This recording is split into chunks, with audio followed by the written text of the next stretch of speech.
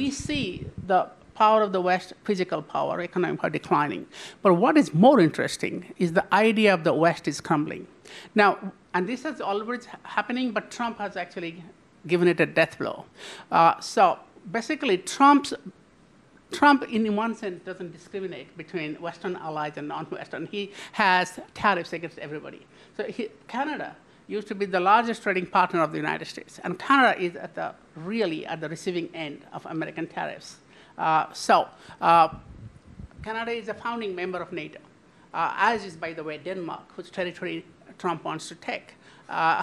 So the idea of the West has become very destabilized by Trump because some of his targets, whether economic or security, Trump doesn't like NATO. So NATO is basically the foundation of the West since World War II. So Trump is destroying the West. I actually think in some ways it was inevitable.